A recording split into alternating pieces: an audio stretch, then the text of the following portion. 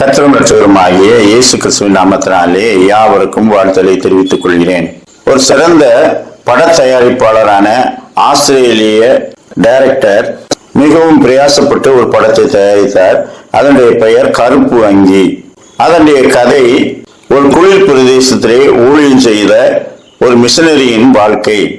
துறவியான அந்த மிஷனரி குளிர் தேசத்துக்கு சென்று அங்கே கர்த்தரை குறித்து கேள்விப்படாத மக்களுக்கு மத்தியிலே பணியாற்றி பாவத்தை குறித்தும் நீதியை குறித்தும் அவர்களுக்கு கண்டித்து உணர்த்தி தேவனிடத்திலே திருப்பிக் கொள்ளும் கதை.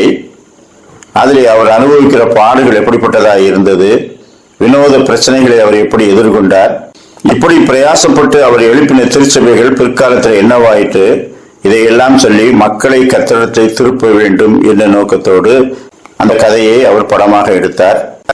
இதற்காக குளிர் பிரதேசமுக்கு செல்ல வேண்டியது இருந்தது.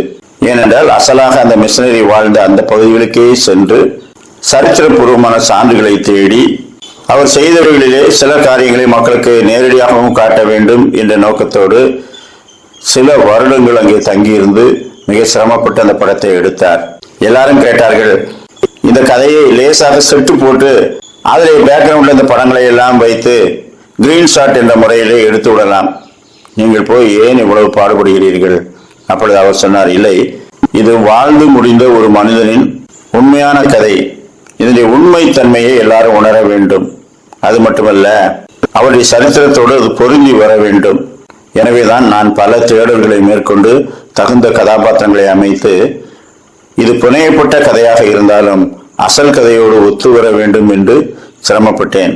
இதனுடைய முடிவு அநேகருக்கு ஒரு எழுச்சியை உண்டாக்கி கர்த்தரிடத்திலே திரும்ப பண்ண வேண்டும் என்று நினைத்தேன். அப்படியே என்னுடைய கடுமையான அந்த முயற்சிக்கு வெற்றியாக இந்த படம் வெற்றிகரமாக ஓடியது. அநேகர் தொடப்பட்டார்கள், கர்த்தரிடத்திலே திரும்பினார்கள். இதுதான் எனக்கு மிகவும் சந்தோஷமாக இருக்கிறது என்று சொன்னார்.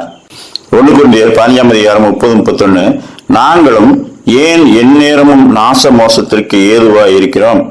நான் அனுதினமும் சாகிறேன்.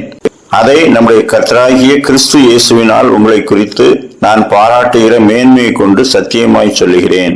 2 கொரிந்தியர் 11:27-28 பிரயாசத்திலும் வருத்தத்திலும் அநேக முறை கண்விழிப்புகளிலும் பசியிலும் தாகத்திலும் அநேக முறை உபவாசங்களிலும் குளிரிலும் நிர்வாணத்திலும் இருந்தேன்.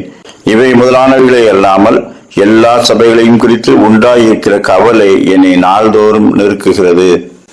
பவுல் அப்போஸ்தலன் பல பாடுகளை பட்டார். சபைகளுக்காக கரிசனை உள்ளவராக இருந்தார்.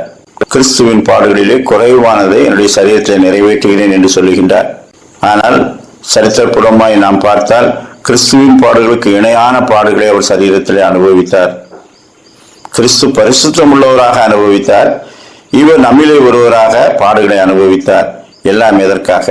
கிறிஸ்துவனிடத்திலே மக்கள் திரும்ப வேண்டும் என்பதற்காக. அப்படிப்பட்ட சிந்தனை உள்ளவர்களாய் நாமும் இருக்க கர்த்தர் தாமே நமக்கு நல்ல கிருபைகளை தந்தருள்வாராக. ஆமேன்.